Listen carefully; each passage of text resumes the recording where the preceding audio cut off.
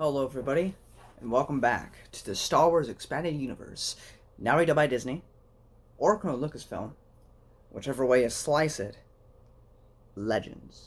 Now, as you can see by the title of this video, it's only 11 to 13 of the Jedi Apprentice series. Originally I was going to do 11 to 15, but seeing as how this was kind of a trilogy of books, all connected, and I think the next 3 books are also connected, I felt weird to, if I was going to stop at midway in the middle of a storyline that was going on. So I decided to cut it here, do 14 to 16, 17 to 18, plus some additional stuff, and that was just going to be the way we finish off this Jedi Apprentice series. But along with that, we have some Star Wars tales to talk about. Non-spoiler wise, to get into the Jedi Apprentice series, the title of this video. Overall, it is all 3 of these books are kind of continuing off one another. So I'm just going to talk about them as a whole, and I don't actually have that much for spoilers either. So much shorter video. I have almost nothing. But we get introduced to this mystery that goes on in book 11 that leads on to this whole thing for book 12 and 13, and there's a bounty hunter, and there's an evil scientist lady, and an actually really good interesting story, with not really twists, but interesting, oh, that's it. That's really vague, but basically book 11, Qui-Gon has a friend who's in trouble, and so he goes to help him, and it's the catalyst for a whole bunch of events. Book 12, after the events of book 11, Qui-Gon is unfortunately kidnapped, and Obi-Wan and the entire Jedi, might I add, every Jedi Master and Knight is looking for him, but Obi-Wan's the main character, one of the main characters, so he will find Qui-Gon and save him. And then book 13 is the conclusion of the story, defeating the bad guys and whatnot. But overall, it was a really good little arc there. It was fun. I like to see Obi-Wan without his master trying to move into his own, in a sense. Of course, he still has a lot to learn. But and then Star Wars Tales. Star Wars Tales number 20. Before you read books 11 to 13 of the Jedi Apprentice series, it's not canon to, obviously, the Disney canon, but neither the Legends canon. But if you wanted to read it, for whatever reason, because you wanted to be a completionist, George R. Binks. Jar Jar Binks' father, who is a pirate, apparently. He literally drives a pirate ship. The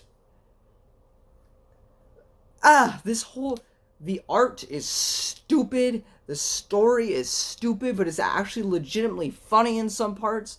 There's a part where George thinks of killing himself, and his wife's like, no, you can't kill yourself. You have so much to live for.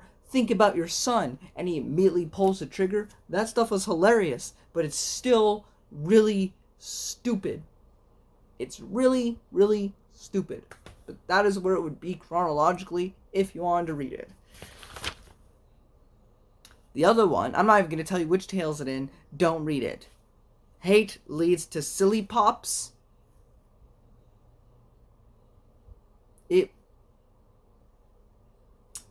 It's awful. Don't touch it. I'm legitimately mad. Don't touch that one. It's gonna waste a couple minutes of your life. Don't. Just don't. At least the other one's funny. Don't even touch that one. And then, Star Wars Tales, issue 5, the only good one here, Yaddle's Tale. We get a bit of Yaddle's backstory. She, was this apprentice to someone, and she went to go help out this planet, and she was kind of a prisoner for many years. And the story takes place now because it's trying to see if she's going to become another member of the Jedi Council, and they have to recount her tale. And so after hearing her tale, everyone accepts her as a member of the council, which is why we see her in episode 1. But it's a very little comic, but it had the best art out of everything I've seen, I think, in Star Wars Tales so far. At least a lot of them. And it had a decent story. So, props to Yaddle's Tale for that. Yaddle's, whatever.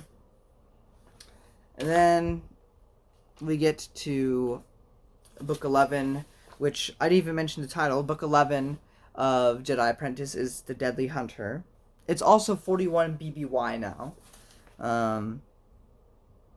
The only cool part I really thought to mention here was that the bounty hunter is a woman, so strong female character in the Star Wars expanded universe. What? We've never had a strong female character since Rey.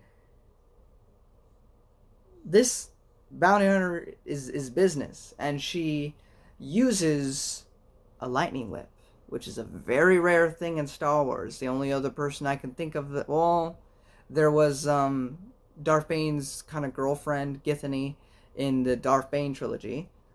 She was only in Path of Destruction for reasons you would know if you read that book.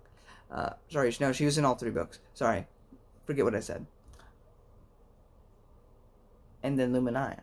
So it was really interesting. But that's pretty much it that I have to mention there. I don't feel like there's really any big character moments or anything to really dissect there. We're in the spoiler section now if you didn't realize. And then Book 12, The Evil Experiment. I still don't have anything to really mention here other than it's really interesting to me that the bad guy of this book, Jenna Zen Arbor, is kind of, experimenting on Qui-Gon Jinn, trying to understand the scientific, the natural explanation, try to find the truth behind the Force so she can manipulate it and control it. Well, along this same timeline, in the shadows, in the darkness, behind the scenes, Darth Plagueis is kind of doing the same. In fact, if I remember correctly, in the Darth Plagueis novel, it is Darth Plagueis trying to manipulate the Force that causes them to create Anakin by accident. But yeah, I just found that really interesting. Also interesting that Darth Plagueis is not the only one who wants to...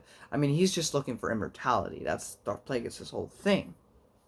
But, he uses science, mysticism, everything. He wants to control the Force so he can live indefinitely. And then you have this normal person who wants to understand the Force so she can have the power that it contains. I thought that was interesting. And also seeing Qui-Gon in pain is some fun. At least Maul was quick. And then by the end of the book, Obi-Wan finally finds Qui-Gon Jinn, but then has to leave him by the end of the book. Because if Qui-Gon leaves, somebody else dies. In the book 13, Dangerous Rescue, I have 0 notes. They rescue Qui-Gon. Well, Qui-Gon doesn't actually need rescuing, but they meet back up. They eventually defeat Zen Arbor. We find out that the mother of one of the people that Zen Arbor killed was actually working with Zen Arbor because greed was more important than her son. The bounty hunter lady gets beat, and all is well. And what's actually really cool about that? Literally, all the villains in it were women. Now, I'm not saying women are bad, but Jenna Zen Arbor, super duper smart, if not a little crazy, but super duper smart scientist lady. And then we have Ona Obius, or whatever, however you say her name, the bald bounty hunter girl with the whip, super powerful foe that Obi-Wan and Siri have trouble with, and even Qui-Gon has a bit of trouble with her. And she's not even Force sensitive. And then we have, on the political side, which I also really like, because, I like the politics of the prequels and stuff. It wasn't, too involved with that, because this is a young adult novel. But, this whole thing with corruption in the Senate, she was working with, there was this lady we meet, Yuta Sorn or whatever. She was working with Zen Arbor to, pass legislation, so for a particular planet, Zen Arbor could like use the planet to do bad stuff, and it's just like, you know, greed won out. And I just like that because it also helps. Also, I didn't write it down because I didn't think it was like really huge thing, but there are times already where I see like Obi-Wan's trying to get information, is trying to do stuff for the Jedi Council, or because he's trying to help his master, and people get annoyed. Not with Obi-Wan specifically, but with the Jedi as a whole, that they keep butting in and acting like they own the place, even though the Jedi are really respectful. It seems like already there's a wee bit of a resentment toward the Jedi Order. Because you got to remember, there's multiple factors involved to Order 66. Multiple factors involved with the Clone Wars, with everything else. Public sentiment on the Jedi that progressively led to what we see in the OT. So I just think that's cool. I'm sure that's not the intention. I'm just making connections myself that are, you know, like little small steps toward what we'd see eventually. But anyway, that's basically it, guys. If you enjoyed this video, give it a thumbs up. Sharing episode a ton, and because of my anal chronological self, before we return to the Jedi Apprentice series with Book 14, we'll be taking a small break to do a Jedi Apprentice special series, which is called Deceptions, which I think the first half is Qui-Gon and Obi-Wan, and the second half is Anakin and Obi-Wan by the cover art. I can only imagine that's what that means. But anyway, guys, I will see you then. Until next time, may the Force be with you.